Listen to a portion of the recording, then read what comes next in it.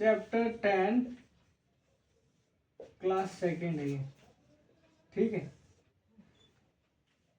Chapter 10 class second है। First class में अपन ने ह्यूमन आई के बारे में देख लिया था। सेकंड क्लास में देखते हैं कि प्रिज्म से जब एक वाइट लाइट, ठीक है, श्वेत प्रकाश गुजरता है तो किस प्रकार वो 7 रंगों में परिवर्तित हो जाता है, ठीक है।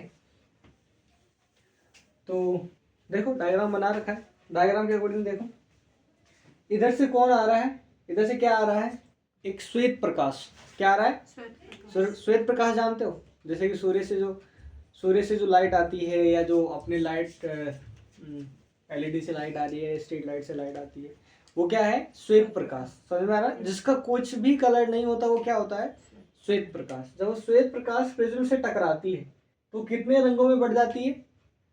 7। कितने स्पेक्ट्रम में बढ़ जाती है? 7। देखो लिखा हुआ है VIBGYOR, विवग्योर बोलते हैं इसको। क्या बोलते हैं?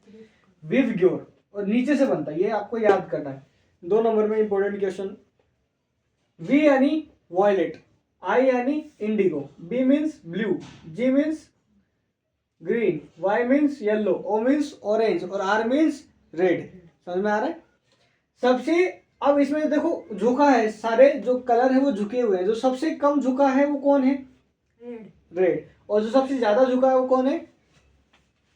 V मीन्स वॉयलेट, बैंगनी कलर।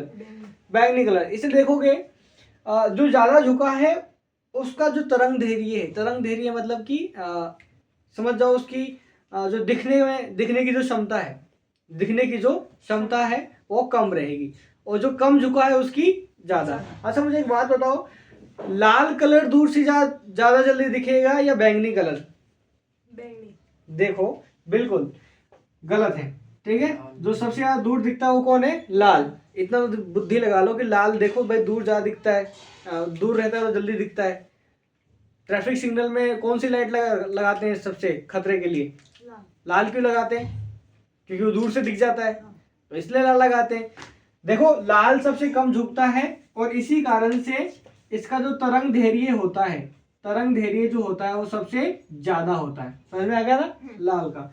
और जो सबसे कम होता है तरंग धैर्य वो किसका होता है? बैंगनी का। इसलिए बैंगनी सबसे हल्कों में से हल्की कलर है, लाइट में से लाइट कलर है। आपको ये याद रखना है कि तरंग धैर्य सबसे ज्यादा किसका होता है? लाल का। और सबसे कम किसका होता है? बैंगनी का। समझ में आ गया? अब वर्षा की बूंद से इंद्रधनुष का निर्माण कैसे होता है वो भी देख लो एक बार। जैसे मान लो ये एक वर्षा की बूंद है, ठीक है। तो सन से जब लाइट आती है, सन से लाइट आई, ठीक, तो जैसे ही सन से लाइट आई तो उसके कितने टुकड़े हो गए? 7। कितने हो गए? 7। ये 7 टुकड़े हो गए। और फिर यहाँ से क्या हुआ, ये इधर से टकरा के इधर आए, ठीक, इधर से आए और यहाँ पे क्या बना लिया इन्होंने? वो 7 रंग बना लिए। तो इस प्रकार से ये प्रिज्म के परिवर्तन के कारण ही हो रहा है। प्रिज्म के जिस तरीके से यहाँ पे स्पेक्ट्रम में डिवाइड हो रहा है, उसी तरीके से यहाँ भी ये डिवाइड हो रहे हैं। जब श्वेत प्रकाश की किरण किसी भी प्रिज्म के किनारे से होकर निकलती है, कहाँ से? किसी भी प्रिज्म क्या होता है? ये जो ऊपर वाला हिस्सा है ना, ये त्रिकोण जैसा, इसके नीचे भी ऐसे बना होता है। जो प्रिज्म होता है उसके जब किनारे से निकलती है तो कितने भागों में टूटती है? 7 स्पेक्ट्रम में टूटती है, जिसमें सबसे कम झुकता है वो लाल है, और जो सबसे ज्यादा झुकता है वो बैंगनी है। समझ में आ रहा है ना? बैंगनी कलर है। अब जो सबसे कम झुकता है उसका तरंग धैर्य ज्यादा होता है, इसलिए लाल रंग का उपयोग ट्रैफिक सिग्नल में या फिर खतरे के निशान में करते हैं। क्यों करते हैं? क्योंकि इसका तरंग धैर्य सबसे ज्यादा होता है। क्या ज्यादा होता है? तरंग धैर्य। और ये दूर से ही दिख जाता है। समझ में आ गया? ठीक। अब इसके बाद पढ़ेंगे वायुमंडलीय अपवर्तन।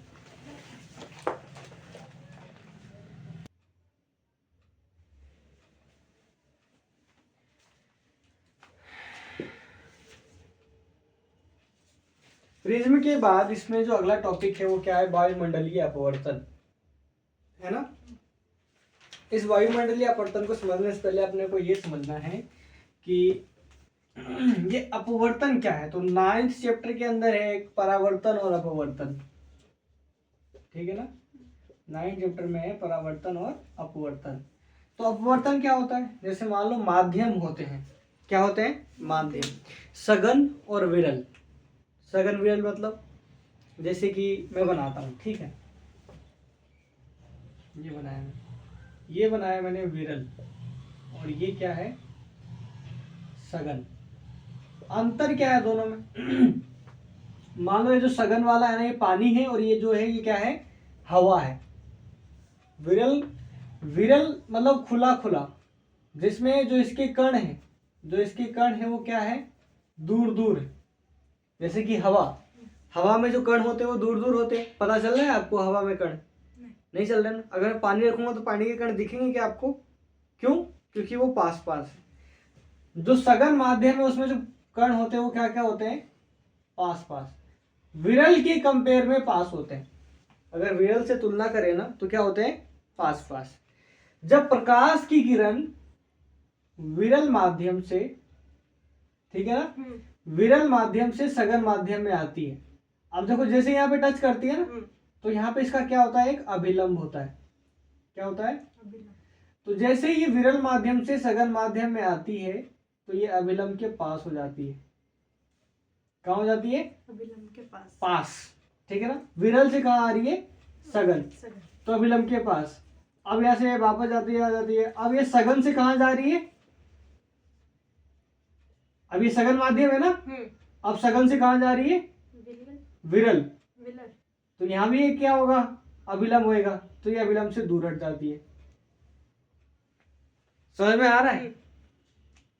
जब प्रकाश की किरण विरल माध्यम से सघन माध्यम में आती है तो अभिलंब के पास हो जाती है। ठीक है ना। अभिलंब क्या होता है? ये जो बीच वाली लाइन होती है ना, जो यहाँ पे क्रॉस करती हुई बीच वाली लाइन होती है, इसे क्या बोलते हैं? अभिलंब। तो अभिलंब के पास हो जाती है जब विरल से सघन में आती है। जब सघन से विरल में जाती है तो अभिलंब से दूर हो जाती है। इस घटना को ही क्या बोलते हैं? अपवर्तन। क्या बोलते हैं? अपवर्तन। क्या बोलते हैं? अपवर्तन। हाँ।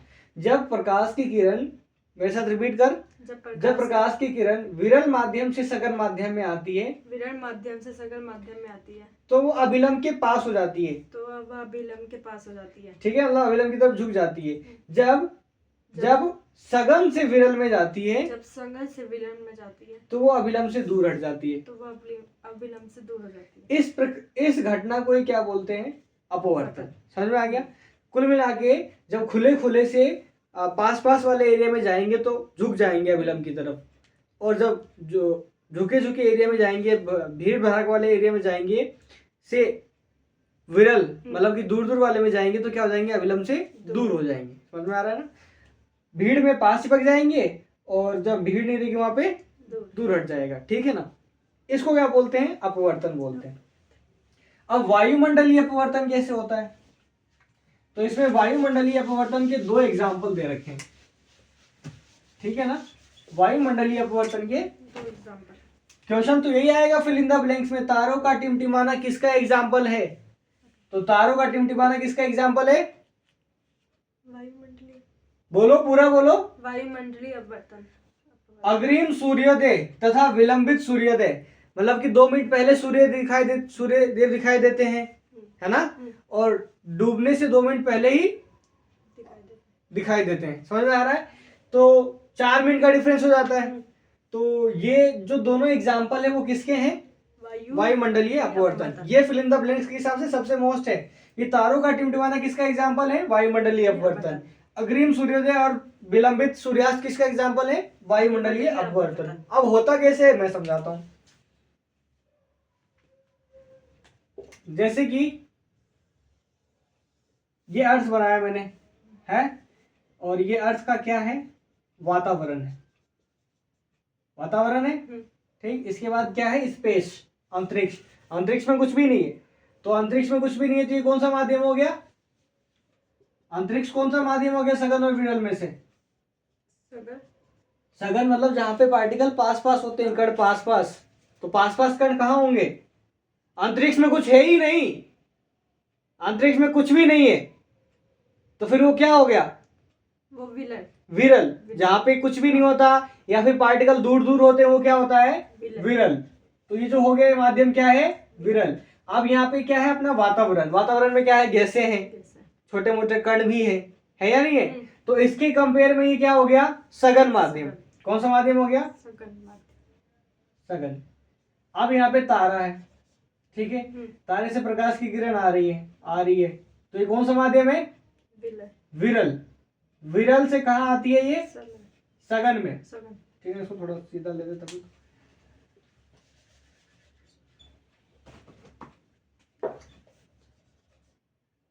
ये विरल से कहाँ आ रही है? सघन में। ठीक है ना, कहाँ आ रही है? सघन। तो इसके लिए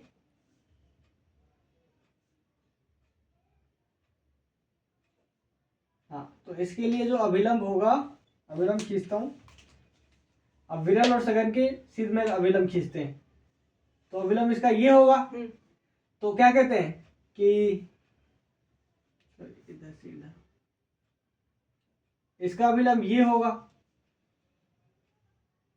है। तो जब विरल से सघन में आती है तो क्या होता है? क्या होता है? वो दूर हो जाती है ना। दूर होती है विरल से सघन में। नहीं सॉरी, पास हो जाती, पास। थोड़ा फोकस कर। पास, हाँ।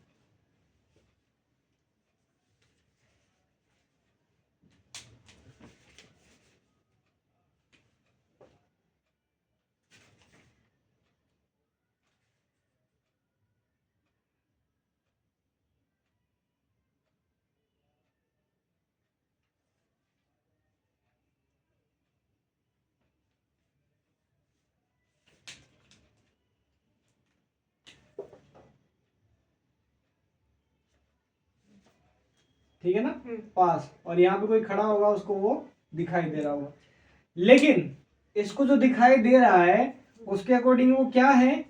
उसके अकॉर्डिंग उसको लग रहा है कि जो तारा है वो कहाँ है? यहाँ है। तो उसको ये और ये दोनों दिखाई दे रहा है। समझ में आ रहा है? ये और वो दोनों दिखाई दे रहा है, या फिर अपवर्तन के कारण उसकी जो स्थिति है वो ऊपर नीचे हो रही है। समझ में आ रहा है? हाँ।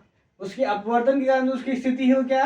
ऊपर नीचे हो रही है, क्योंकि विरल और सघन माध्यम के अंदर है और वो अभिलंब के पास हो रखी है। इसलिए यहाँ पे जो खड़ा इंसान है उसको वो तारा या तो ऊपर दिख रहा है या फिर नीचे। ये ऊपर और नीचे की जो स्थिति है, इसी कारण वो तारे जो क्या करता है? टिमटिमाता है। क्या करता है? वो टिमटिमाता है। समझ में आ गया? तो ये तो तारों का टिमटिमाना हो गया। अग्रिम सूर्योदय और पश्च सूर्योदय, कि भाई जो सूर्योदय होता है, जैसे मान लो यहाँ पे सन है, सन से लाइट आ रही है और अभिलंब के पास हो गई, क्योंकि ये विरल माध्यम और ये क्या है? सघन माध्यम। समझ में आ रहा है? अब क्योंकि ये अभिलंब के पास हो गया है तो इसको लग रहा है क्या कि सूर्य देव कहाँ आ गए? यहाँ आ गए, और सूर्य वास्तव में कहाँ है? नीचे। तो हमको ऊपर दिखता है। किसके कारण दिख रहा है? ये वातावरण के कारण तो दिख रहा है, हैं? किसके कारण दिख रहा है? वातावरण के अपवर्तन के कारण दिख रहा है। वातावरण के सूर्य की किरण आई और वो अभिलंब के पास झुकी, तो हमें लग रहा है कि वो क्या हो गए? अब प्रकट हो गए, लेकिन वो वास्तव में प्रकट नहीं हुए। इसमें कितने मिनट का फर्क होता है? 2 मिनट का सुबह और 2 मिनट का शाम। तुम्हें इतना याद रखना है सिर्फ कि तारों का टिमटिमाना वायुमंडलीय अपवर्तन है। अग्रिम सूर्योदय तथा विलंबित सूर्योदय किसका एग्जाम्पल है? वायुमंडलीय अपवर्तन का एग्जाम्पल है। रिपीट करो, सिर्फ गर्दन घुमाने से नहीं होएगा, रिपीट करना पड़ेगा। तारों का टिमटिमाना वायुमंडलीय, पूरा बोलो। तारों का टिमटिमाना वायुमंडलीय अपवर्तन है। वायुमंडलीय अपवर्तन है। अग्रिम सूर्योदय विलंबित सूर्यास्त वायुमंडलीय अपवर्तन का एग्जाम्पल है। अब देखते हैं प्रकाश का प्रकीर्णन क्या होता है ना? प्रकाश का प्रकीर्णन क्या होता है? प्रकीर्णन का मतलब होता है, जैसे कि आपको ये जो मेरा शर्ट है वो कैसा दिखाई दे रहा है? ब्लू। क्यों दिखाई दे रहा है? आपने जो पहन रखा है वो येलो या ब्लैक, व्हाइट, ये सब दिखता है। क्यों दिखता है? कभी सोचा है कि ये कलर किस पे डिपेंड करता है? देखो मैं बताता हूँ। जैसे मान लो यहाँ पे एक बॉक्स है, ठीक है, ये बॉक्स कैसा दिख रहा है? नीला दिख रहा है आपको? हाँ। कैसे दिख रहा है? आंखों से? हाँ। आंखों से थोड़ी दिख रहा है।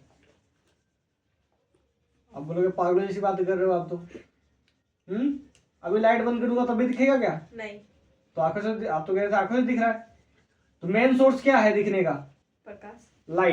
लाइट और आंख दोनों का कॉम्बिनेशन होता है तभी वो दिखता है। लाइट आई, ठीक है, इधर से लाइट आई, ठीक है, इसमें टकराई। अब लाइट कौन सी आ रही है? सूर्य से आ रही होगी या किसी बल्ब से आ रही होगी। तो जो लाइट आती है इसके पास वो कौन सी आती है? श्वेत प्रकाश। कौन सी प्रकाश? श्वेत प्रकाश। या फिर व्हाइट लाइट। समझ में आ रहा है? व्हाइट लाइट में सारे प्रकाश होते हैं, सारे कलर होते हैं। अब ये इसके पास आया, ठीक है ना। अब इसने क्या किया, उस सारे ही कलर में से सबको रख लिया, लेकिन एक को रिफ्लेक्ट कर दिया, एक को वापस भेज दिया। वो किसको भेजा? नीले को। किसको? नीले को। इसलिए ये हमको कैसा दिखाई दे रहा है? नीला। नीला दिखाई दे रहा है। समझ में आ रहा है ना कि इसने श्वेत प्रकाश जैसे इसके अंदर एंटर किया तो इसने नीले को भेज दिया और बाकी को अपने पास रख लिया। इसलिए अपने कौन सा कलर दिखाई देता है? नीला। अच्छा, एक बॉक्स है जो काला दिख रहा है, इसका क्या मतलब है? इसका क्या मतलब है?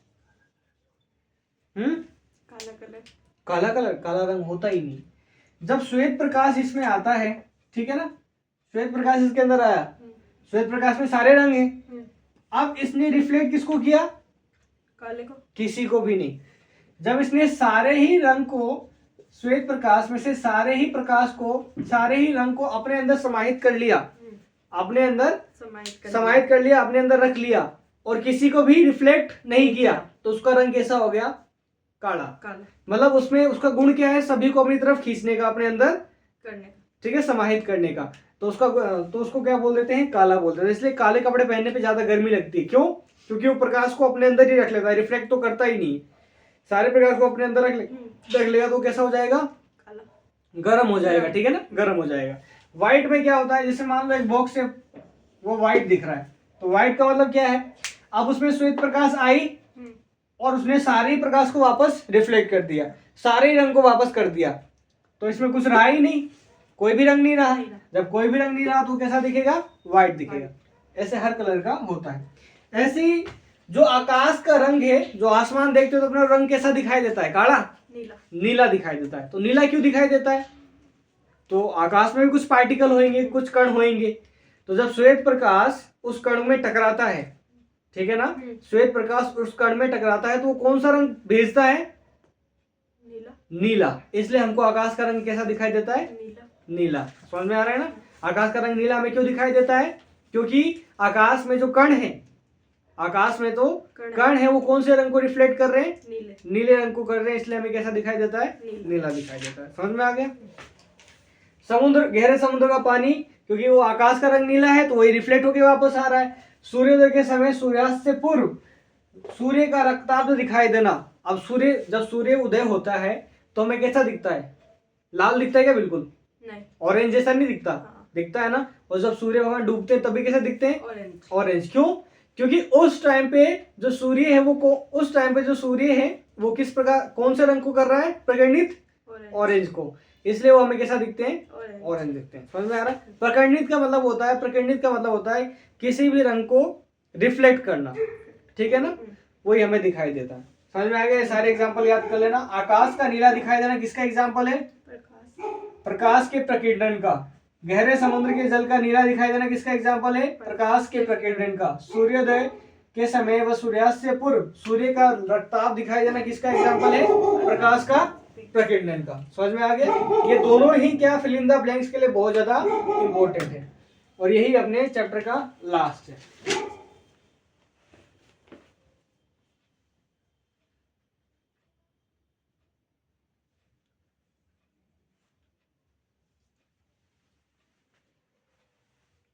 ठीक।